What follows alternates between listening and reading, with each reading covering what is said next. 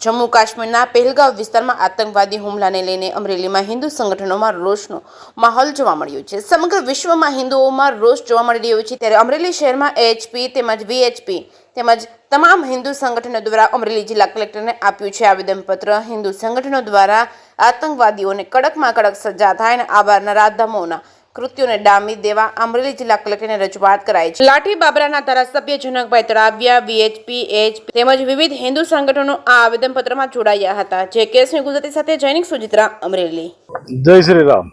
રશ્મિનભાઈ ત્રિવેદી, અમરેલી જિલ્લા વિશ્વ હિન્દુ પરિષદ ઉપાધ્યક્ષની જવાબદારી। આજે અમરેલી શહેર અને જિલ્લાના તમામ હિન્દુ ભાઈઓ માન્ય કલેક્ટર સાહેબ શ્રી દ્વારા સરકાર સુધી અમારી આ વાત પહોંચે, અમારી માંગણી પહોંચે। પુલવામા ખાતે ધર્મ પૂછી અને જે નરસંહાર કરવામાં આવ્યો છે, આવા દૈત્યોની સામે કડકમાં કડક પગલાં લેવાય અને જો આને હળવાશથી લેશે સરકાર તો આવા છાસવારે પ્રસંગો બનશે।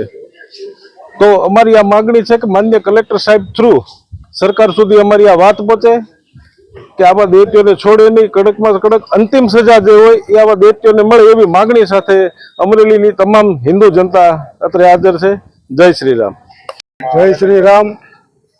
મારું નામ સુરેશભાઈ સોલંકી, આંતરરાષ્ટ્રીય હિન્દુ પરિષદ સૌરાષ્ટ્ર પ્રાંત મજદૂર સંઘના અધ્યક્ષની જવાબદારી છે। આજરોજ આંતરરાષ્ટ્રીય હિન્દુ પરિષદ અને અમરેલી સમાજની તમામ ધર્મપ્રેમી હિન્દુ ભાઈઓ સાથે મળીને માનનીય શ્રી કલેક્ટર સાહેબને એક આવેદન રૂપે રજૂઆત પણ કડક શબ્દોમાં કરી છે કે ગયા દિવસોમાં કાશ્મીરમાં જે આતંકીઓ દ્વારા એક ભયંકર ક્રૂરતાપૂર્વક જે હુમલો કરવામાં આવ્યો અને આ હુમલાની અંદર આપણે જે સમાજને બીજા માણસો એમ કહે છે કે આતંકીને કોઈ ધર્મ નથી હોતો, કોઈ જાતિ નાતી હોતી નથી, તો આ આતંકીઓએ હિન્દુ જાતિના છો એવું પૂછીને જ એવા હિન્દુને ટાર્ગેટ બનાવી અને એમની ઉપર હુમલો કરવામાં આવ્યો છે। તો સરકારશ્રીને વિનંતી છે આને તમે છાવરવાનું બંધ કરો ને આની ઉપર જે કડક કાર્યવાહી થાય એ કાર્યવાહી કરો। બીજું આજરોજ અમે કલેક્ટર સાહેબને જે રજૂઆત કરવા માટે આવ્યા હતા, તો આની અંદર અમે જય શ્રી રામ તો બોલવાના, જેનું કારણ છે હિન્દુ ધર્મના ઈષ્ટદેવ છે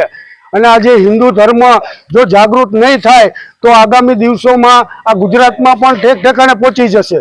તો આ આતંકીઓને પહોંચવા માટે સરકારશ્રીને વિનંતી છે જેટલી થાય એટલી કડકમાં કડક સજા અપાવો અને બધાને પકડીને ફાંસીના માચડે ચડાવો। જય શ્રી રામ।